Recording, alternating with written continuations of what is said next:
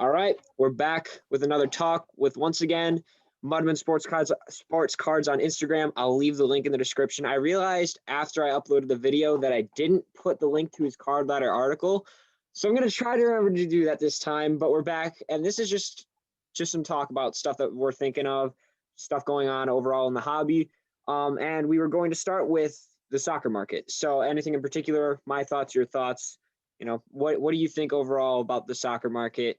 In the future, now, just in general, any thoughts that you have? Love to hear them. Yeah, I think there's a lot of controversy with it. A lot of people are saying like it was manipulated during the August month. But I mean, if you look at the trends of all cards, they all went up, pretty rapidly around then. Sure. But I don't know. I think it's like an untapped market. I mean, there's a lot of arguments where, hey, it's not on ESPN, it's hard to watch, which is valid. But I mean, like I think we were talking about, you got a lot of big events coming up, like the World Cup after the Euros, which is next year, then the World Cup following. So you're gonna have a lot of televised big games going on, and you're gonna hear about it more often. So, I mean, it's definitely a tough market right now, but if you throw a couple hundred, if you can afford it, I think it could go a long way. Yeah. Personally, I've not been the biggest believer overall in the soccer market. Just for the specific reason that both soccer isn't as integrated into our culture as it isn't globally, and cards are nowhere near as integrated into other countries as it is here. However, I was having a talk with someone on Instagram, and he brought up a very interesting point that the EPL, English Premier League, is being broadcast in the US. They had 10 million viewers, which is, it's still like half the viewership of, I believe, like the NFL overall. Yeah. But that's still a very big amount, like a huge audience that I didn't really think about. And it's pretty exciting, especially with guys like Mbappe. I think, is Sancho in the Bundesliga? I really should do more research. But there's a lot of big guys. I didn't realize that they had 10 million viewers in the US, and that's not globally. That's just in the US alone. Right. Yeah. And so like I said, I'm not the biggest believer, especially like with international, just in general, because of the way cards have been integrated into our culture. But I guess I wouldn't be surprised, if the English Premier League catches on, that would be like the main league to be investing in, because that was another one of the issues that I've had. There's just too many leagues and teams to keep track of. Yeah. Really, it's just insane. So maybe if like EPL just comes out on top, and then you invest in guys towards the beginning of the World Cup, I see where that happens, and like that stays consistent, like overall as a market. And soccer cards get more popular. That's like their way of like taking off, I guess is the best way to put it. That makes sense, because I've been so down on it before until he brought up the fact that there's 10 million viewers in the US. I'm still shocked by that number. So have you been investing into soccer cards? Like, do you have a couple of guys that you've been buying up, or have you just been like looking at it, haven't really actually taken that jump yet? So it's actually interesting story. I was just like you. I didn't think soccer mark was anything. I thought it was, I didn't think it was stupid. I just didn't think it was anything to look at. But my friends, they're super into soccer, just watching it. And I started looking at like Mbappe. My friend was like, "Hey, look at Mbappe," because I was like, "What kind of players are good right now in the soccer?" And so I took a look at Mbappe. I want to say around January, the beginning of the year, sometime around. And I was buying his raw cards for $80 a pop. Oh wow! And yeah, and then you know what happened after that. I mean, just parabolic. I mean, even now, you could still pretty much double your money if you still have those Mbappes. You still pretty much double your money, because I think that they're resting at 160. I invest in the soccer as well, but what were you gonna say there? I'll finish mine. No, I mean, so I wasn't a believer in soccer at the beginning, and then I saw the potential. I wish I knew do you know the viewership internationally without US? No, I can look it up right now and see if something comes up. But I was Yeah. specifically looking in the US because that's of course where sports cards are most popular. Is there a specific league, EPL, or was it like Bundesliga? EPL, But so a couple guys I'm looking at. I already had Mbappe, as I said. Ansu Fati Yep. is another big guy. A lot of people are talking about, 17-year-old. Oh, 4.7 billion people. That's what it says. See, The Premier League is the most watched sports league in the world, broadcast in yeah. 212 territories to 643 million homes and a TV audience of 4.7 billion people. That's insane. So, like my second point I wanted to bring up about why I'm bullish kind of on the soccer card market, you have a lot of Europeans that's like they're diehards. I would say they're even more diehard than we are for sports. Mhm. Like soccer's they would kill someone, you Yeah. know, Yeah. on the stands. But they're not big collectors right now. Yeah. You know, they do kind of the sticker thing, but you know, if they start collecting and there's like a rush for cards there, you know, that's a huge upside Yeah. potential right there. I mean, like I was saying, I wasn't a big fan of it because it's not integrated into culture, but Yeah, that doesn't mean that it can't be. right. Like when you think about it, that doesn't mean that 5 years from now, all of a sudden Europe is trading cards like, they're buying up Mbappe's old rookie cards and stuff like that. That's certainly a possibility. So I could very easily be wrong. That's probably the biggest gamble in terms of a market out Yeah, there because you're either going to not see pretty much any profit made unless it's the World Cup, or you're just going to see cards just explode overall for soccer specifically. And then all of a sudden that probably leads to basketball getting popular because of the amount of international players coming into that league. And maybe cards all of a sudden become a huge part of the social construct in Europe. yeah. People just start buying them up, and because I know that I think maybe you posted about it actually. They're launching um baseball cards, like Topps baseball cards in Europe now. Like they just announced Oh, that I I think think I saw that. Yeah, that's interesting. yesterday, Yeah. yeah. And I Yep. saw Lamine James, he had a live stream where he bought, I think it was some stickers, basketball stickers from 2018 from overseas in the Netherlands. Yep. So I guess it means that maybe Panini is getting themselves set up to start selling internationally. And, that could be a big part of because maybe there's just not Yeah. enough product overseas. And that's the main reason it hasn't caught on yet. And so they're setting themselves up to do it now because, the market has never been hotter, probably. Right. In all my research, but so Yeah. it's going to be kind of a bit of a gamble, but I could definitely see where it works. I personally, I made a couple of soccer investments when that was first getting talked about. Bought some Mbappe, I bought a couple of optics, Nice. and then I bought the wrong prism, unfortunately. But it still went up by 8x. And I Nice. bought Phil Foden early on, a couple of his cards, and managed to make a solid profit. And I think there's definitely a chance that you can make some massive profits there if you know where you're looking. Especially because it's kind of similar to the MLB where you're going to be prospecting some guys pretty early on. So yeah, there's definitely a chance for profit. A bit of a gamble still. Yeah, I would say if you want to try to tap into the soccer market, you're not going to get quick gains like you do for NBA or MLB, NFL. Like you said, it's kind of a stagnant market right now. Yeah, So it's more like a long-term hold, but you definitely. will see those gains, I think. At some You know, point. I've had a lot of people reach out to me from internationally saying, "Hey, I'm just getting into collecting soccer. Like over here, we collect stickers." The only problem for them though, it's hard for them to grade cards over there. So if they buy raw, they get hit with import duties and stuff Yeah, like that. So that's the biggest issue is just because of the yeah, amount of fees out there in general to ship them internationally. Overseas specifically, like in Canada and Mexico, it's not always as expensive, but that just means it's harder for people to make profits if they want to get into it, yep, for the money.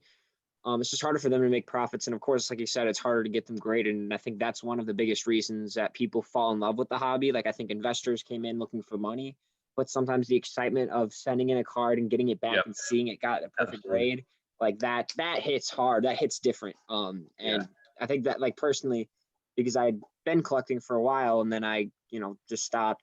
That is one of the biggest reasons I got back in. I got my first 10 back. It was a De'Aaron Fox, purple optic. And I was like, nice, yeah. that's just exciting as all You can't, hell, you man. can't replicate that feeling, you know. No, It's you just can't. Especially the first time, but even just in general, just yeah, every time you see that it came back and you see that card got a 10, yeah, it's great to see. yep. So speaking of grading, I don't know for sure because I thought a while ago PSA was talking about like machine based grading. But I heard that then it was just getting more automation into getting the cards there. I haven't done enough research on this subject myself to completely understand their process. I don't know for sure what what research you've done. Do you know if they're actually just literally about to, whether it's 4 months from now, 6 months from now, a year from now, are they going to be actually having machines grade the cards instead of graders themselves? Because I also saw that they were hiring more people for PSA. So I'm not completely sure, what they're going to be doing. If you have any information, I would love to hear it. Yeah. So they released their earnings, I think it was last week, and they absolutely killed it. I don't think anyone was surprised. No. And their stock has just been on fire. Unreal. It just solidifies the hobby. It's real right now. So, but I kind of looked at. I read their earnings report, and they were saying that they had bought a facility that's kind of right next to where they are right now. I forgot how many square feet, but they said they're going to be implementing more automation. They didn't really say that it's going to be they didn't really grading the card. Yeah, it was black and white. So. Yeah, they weren't too specific with it. Pretty bland. Just they're telling you that they're bringing more machines in. Right. I'm sure that it's probably just to get the cards through faster somehow. Maybe because I don't know the process of PSA, so it could totally be something that neither one of us know. Yeah. I do think though that I think they might be working on something because I'm sure they are. I was looking at a report from 10 years ago saying that people were trying to figure out how to make machine-based grading. A machine that grades the cards itself. Yeah. So I'm sure that all three, SGC, BGS, PSA, are all going for it, right? Because honestly, even if it's not one of those three, whoever comes out with machine-based grading, in the end, they win the whole game, right? Yeah. Because it's first to the market. If they get there, and I mean, the one issue is, especially in today's market, you have to be easy on your standard for a 10, because a lot of the market is investors. They want as many 10s as possible, so you can't make it too hard. But if a company comes out with it, even if it just starts with modern cards and then you advance later on and get to, later years, they win the game, the whole game, because, Absolutely. it's probably going to be cheaper. There's not going to be as many price increases randomly. If all of a sudden you have a massive influx of cards like PSA has had recently, build 5 more, 10 more machines, all of a sudden you're still fine. You may have a higher electricity bill at the end of the day. Yeah. But you're making however much more money and barely, increasing your electricity bill by however much, so literally it could be some guy in his basement comes up with it. And all it takes is one card from a collector. I've talked about this before, like SGC did with their Michael Jordan, where they gave that Jordan, what was it, gold label 10. I mean, it was obviously not, but that was their way of trying to put themselves on the map. But if a machine can do that, and, it proves that it's actually a 10 in their eyes, and that card sells for about market value, that will automatically put them on the map, because then all the collectors are going to go over there and say, at least now I know my card will be a 10 or a 9 here, instead of possibly being worth less or more, not actually in this condition when I buy it. And then maybe investors follow afterwards. I mean, I just don't see how they don't have that technology right now. I mean, I would, maybe it's too expensive to get it. I mean, they're small companies still, but I think I don't know. It's just weird. I don't know if they want to just stick with what they have. It would change the whole dynamic of the market, right? It would. Robotics. It would be incredible. It would be crazy. I mean, a lot of already, PSA, a lot of PSA 10s would not be PSA 10s right now. One thing I talked about, not on an episode or a video or anything, but I've texted people about this before, because I thought that they were coming out with grading technology that would actually grade the cards. I was thinking, if PSA changes the label so that these cards were graded not by a human and by an actual machine, it's going to be like a BGS 9.5 versus a BGS 10, because people are going to be like, well, it says it's a 10, but it may not be, so it's going to take a dip, and then the actual card that is a PSA 10 is going to hold that little bit of a premium. So that will be like their version almost like of the black label that BGS has, if of course, it's PSA that comes up with it. Could be So that's something. interesting. That makes me think right now. So what if I know they PSA, they don't use like, 0.5s, like they use 8.5, but I've never seen like a 9.5. So No, nope. maybe they will integrate that when there's machine learning, or I'm sorry, machine grading. Yeah, And then they'll make the 10 a little harder. possibly. But like you said, they're gonna have to stamp it somewhat with, this At least until the market has less investors and more yeah, collectors in it, because just the ratio between investors and collectors is insane. It's like yeah, it's completely insane. And that leads to another point that I was wanted to talk about, but they have to be making sure that they're giving out a solid amount of tens in order to keep the investors in the market. Because if all of a sudden, well, I mean, we've already seen it. They tightened up crazy amounts on their Luca bases. All of a yeah. sudden, it's a lot harder to get a PSA 10 on that card than it used to. How many Mhm. people are sending in a Luca base, Luca 2018 Prism base? Not many. It's because it's much harder to do. So they're sending in other cards of Lucas or none at all. Well, not none at all, Yep. like, because it's Luca. But the amount of Luca that they're getting is much lower. And so if it makes all cards harder to get a 10, then they're going to probably make less money in a sense. Because not as many people are going to want to send those cards in. So this is something I wanted to talk about. I was actually sat down and recorded a video last night, but I never posted it because I actually wanted to hear your thoughts on this. So I kind of have a theory because people have talked about before how prism base or optic base or any of that. I'm going to use prism base for this example. They look at a prism base and they're thinking that's the most common card in the game, right? That's Yeah. that's the most common card in the game. I could go and buy a red, white, and blue or a green for not much more. It's more short printed. I want that. I'll be able to sell for more of a premium, and that's true. Yep. However, then they're also saying because of the high population reports, it's going to die out.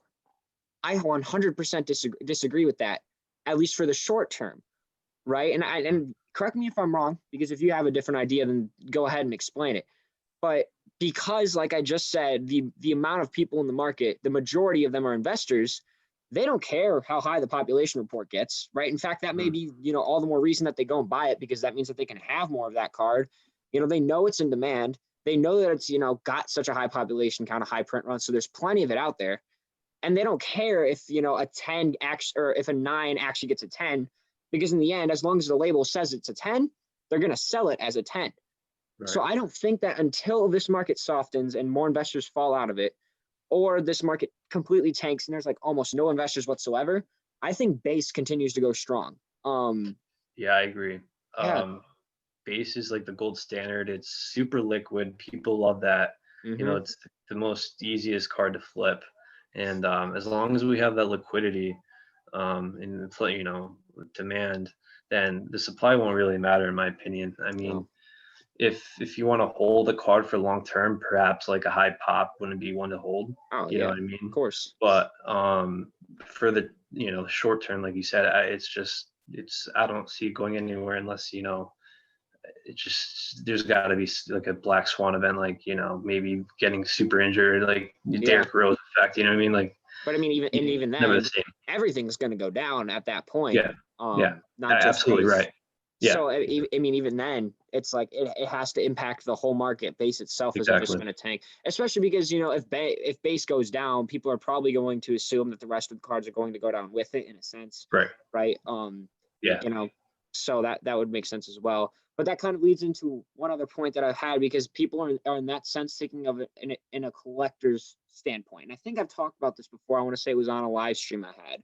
How like today we're so focused and we think about cards from a collector's mindset, right? Yep.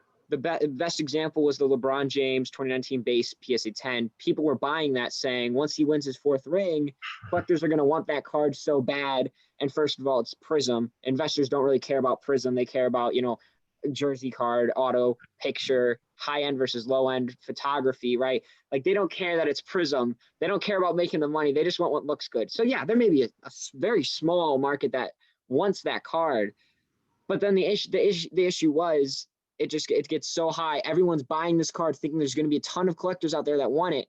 But Yep. since the All majority doing of the the same thing. exactly since the majority is investors, once it actually got to that point, the amount of supply out there just heavily outweigh the demand, except for the very few investors that still had hope for this card, right? That are buying it Yep. up late, saying, you know what, it's still going to go up, right? And it's Yep. just like I think that we have to start changing our mindset around cards in particular for that reason. It's just ridiculous. I think that, overall, the market's evolving, especially as new investors start to get smarter, right? They're the backbone of the entire hobby. Well, not the entire hobby, but the entire market. I guess the whole bull market that we're seeing, they're the ones that are most likely buying a card at its peak versus someone that's been in the game for 5 years buying a card at its peak. It's highly unlikely, and you have to have a seller for every card that you own, I guess. So it's just. So while you're talking about that, I was just looking up the chart of Yeah. the LeBron James Prism PSA 10 silver. Actually, I got lucky. I had bought one of Rob silver for like I think 200 to 300 off eBay. Oh, Sent wow. it out 5-day PSA. Got it 10 back, and I got lucky. I sold it near the top around $1,800. But I'm looking at the top right here. The highest price is sold for. This is the silver, correct? This is a silver PSA 10. Not even the base. Okay. Yep. The base I think went for like close to 1,000. The base one, there was very few sales. I'm going to assume it was market manipulation at that point, but it peaked at, I think, like a couple of them sold for 800. However, like before that, nothing had really gotten that close. I think it was mostly like 600, 650. However, after that sale, everything that went down was still like 775, 750. Like it wasn't like it went from 800 back to 650. After that, the rest of the sales were still relatively close to 800. Like you said, it was just everyone is hoarding them up, and they thought, that's another thing people need to understand with cards. Events get baked into the price. It's just like a stock. If there's information out there, or if there's speculation like, hey, LeBron's going to win, and he's most likely going to, right? People know that already, and they're they're buying the card for that reason. So you can't buy on an already known event, if that makes sense. Because continue. I mean, that's just like, I wish people understood that, because that's how you get burned. You can't buy when a known event's already out there to try to flip. Hey, if you want to hold a card for when it's going to happen, go ahead. But if you want to try to make money, that's not the way to do it. You gotta buy before that gets out there. But so one thing I was thinking about when I'd come up with that is first year team cards, right? LeBron's first whatever Lakers uniform, Kawhi's first Clippers, KD's first Nets. Those are the three main ones. Obviously switch teams. Overall, that is all from the collector's standpoint. I don't ever think that it's going to get as crazy as it was at that point, right? I think people understand that it's not really worth that much. But I think that still, due to the amount of investors that have a little bit of faith in it, I would expect it to rise a bit, but I'm not 100% confident about that. And I'm not 100% sure if it does, how much it goes up to. Does Kawhi's Optic Hollow PSA 10 go up to 250? Right? I mean, it was only really one bad game that he had, and unfortunately blew through the 3-1 lead. So he kind of seems underpriced, right? But overall, do those cards ever really get to even like double what they're worth now? Is like, I'm not sure what to think about them at this point. Because, well, I guess right now it's just because we don't know how many people still have faith in those cards. I just, what's your thoughts on the first year team cards, Clippers, Lakers? That's a really good question. I mean, you gotta. I think it's only gonna work for dominant players. Like honestly, I think it's only gonna work for LeBron. Look, I think his first year Laker, and if he stays on the Lakers, wins maybe one or two more championships, that card will hold value. I think it will, even though it's a high pop. Maybe I think the colored parallels will definitely hold value in the future. For sure. You look at the old prisms of LeBron. They sell for a lot. But of course it's more low pop, so you got to put that into consideration. But I think LeBron would only be the card I would hold if I could. It's for sure. Although the one thing is, we haven't seen what KD's cards can do in his Nets uniform, right? Yep.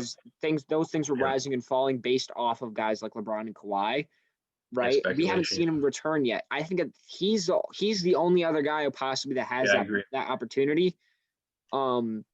Because nobody knows what to expect of him. He's either going to return as the best or second best player in the game, or he's top 10, maybe. Yeah, Like it depends on absolutely. how much this injury affects him, depends on how good the Nets are. Like no one knows what to expect overall with his market. And either those cards really take off or they kind of just plateau because people are like, look at Kawhi and LeBron. I don't want to buy this card for that much.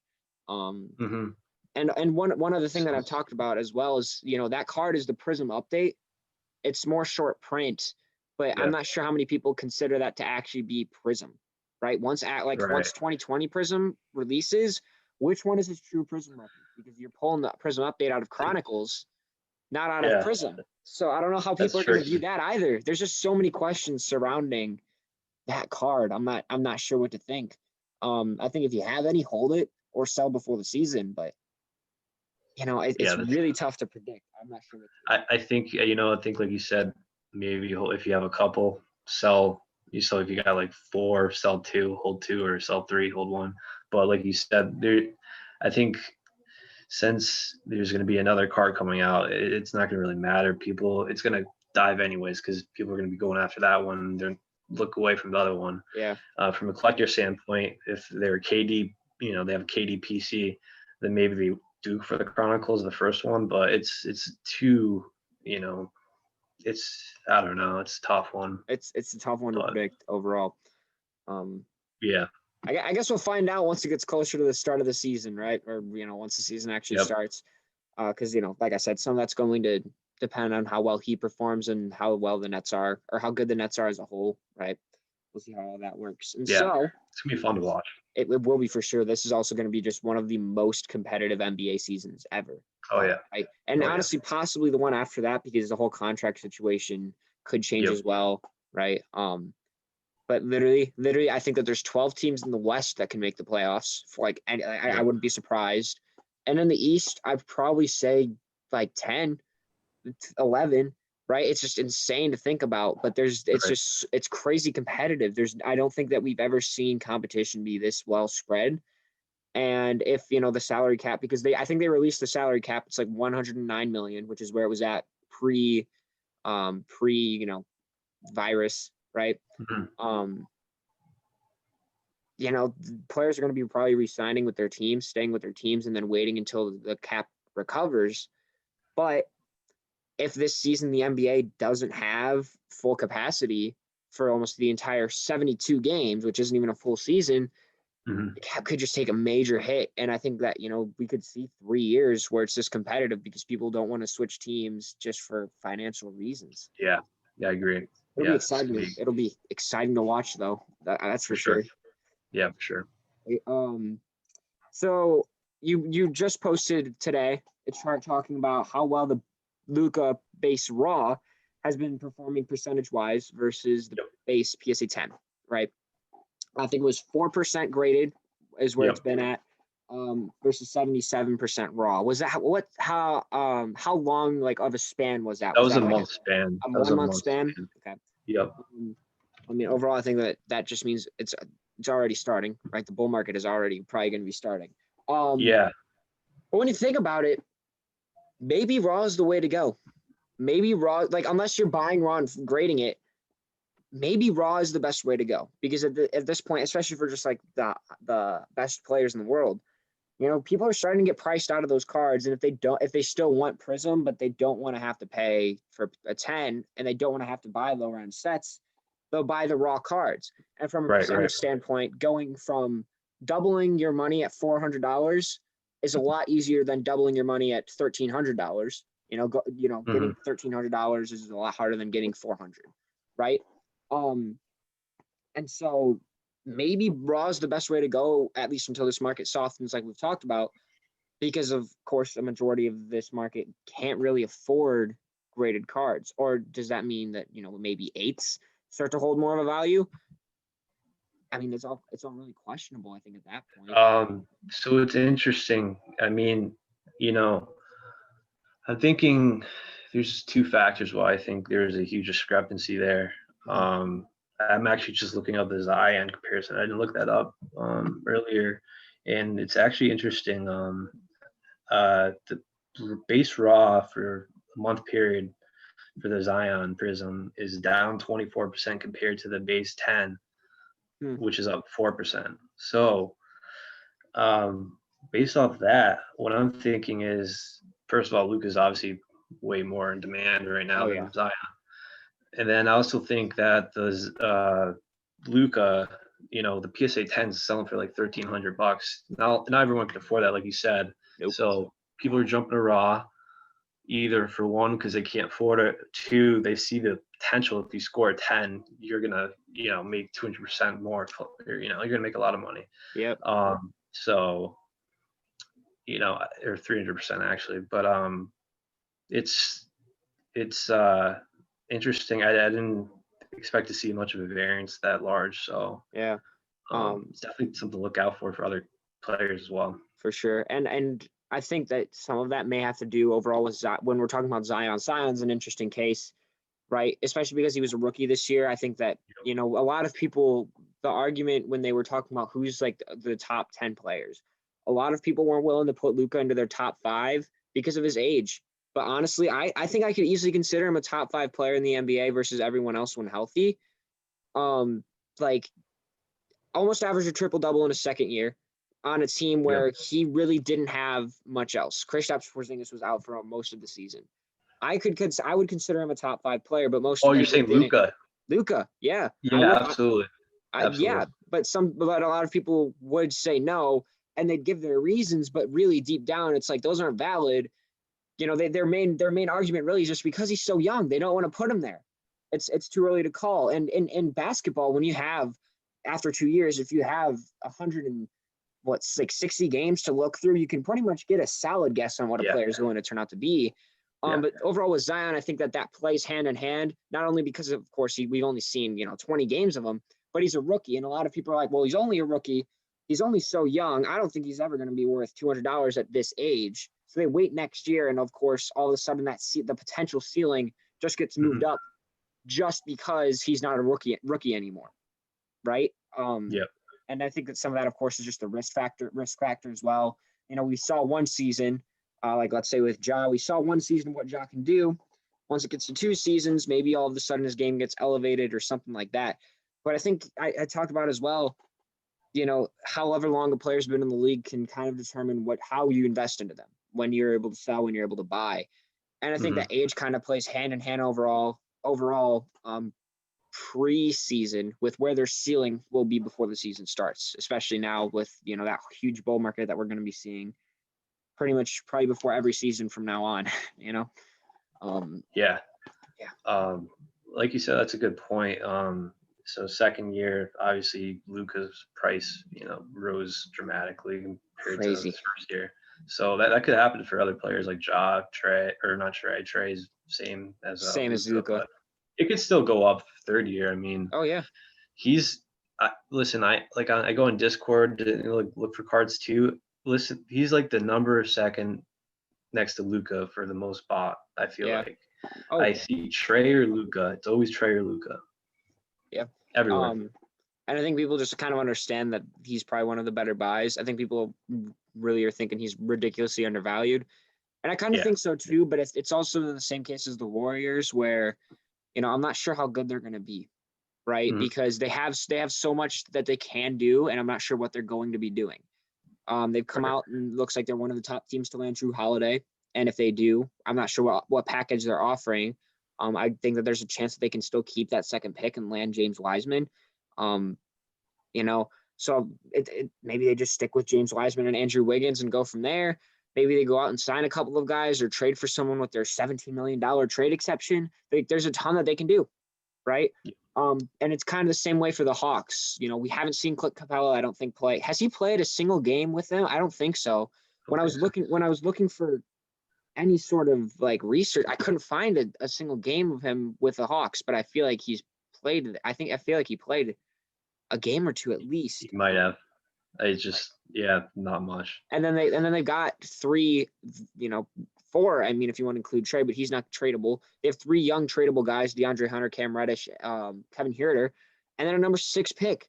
Like if you package, let's say all 3 of those guys, a couple of future picks, draft, let's say Isaac Okoro, and trade those 3 guys and a couple of picks for, let's say, Bradley Beal, all of a sudden this team is a top 6 seed in the Eastern Conference, possibly better. You never know, right? And it's just ridiculous. There's just so many possibilities, and he's one of the, I guess, riskier plays. Not necessarily riskier because he's a fantastic buy, because of his age, his popularity, all of that. But it's still more risky than investing in, let's say, a guy like Luka or a guy like Jason Tatum. Right. Yeah, I agree. I think Trey is going to be the next big guy. Like you said, if you get the team together and they go to the playoffs, his card is going to just double at least. At least. Yeah, I'd say way more. I mean, yeah. It's quite. What is his card right now? It's PSA 10. Do you know? Base PSA 10, I think it's Trey's 450. Like 450. Yeah. Yeah. And yeah, it's been there for, I feel like, a really long time. Yeah, it's been there for a while. I followed Trey and Luka next to each other, and they're like about the same, but they're falling like lockstep. Maybe not price wise, but percentage wise, sales go. Yeah. Yeah. So yeah, just kind of makes sense. Yeah. If there's anything else that you wanted to talk about, we can go ahead. But I mean, that's pretty much all I had, at least for now. If we ever feel like talking again, we certainly can. Yeah, I'm trying to think. I thought I had something else. Like when you start talking, you forget, But oh yeah, for sure. I totally understand that. Also, I'm really bad. I tried to be better this time, but I'm also terrible. I interrupt people too much. And I tried to do better this time, but that's fine. I do the same thing. It's like you got something on your head, you just want to spit it out. Yeah, exactly. That's good. Yeah. I don't know. I think that was a good talk. I mean, I'm sure I'm going to think of something the next day, but. Yeah. So like I said, I'll be uploading this on Sunday, but like I said, I'll have his Instagram. It's going to be linked in the description. Puts out some great charts. Overall helps you, kind of decide who you want to be investing in, what you think that players' ceilings are going to be. So definitely go check them out. But that was the second episode, I guess, of a card talk. I don't really have an official name. I'm just going to start bringing guys on. But thank you guys for watching. I'll see you guys next time.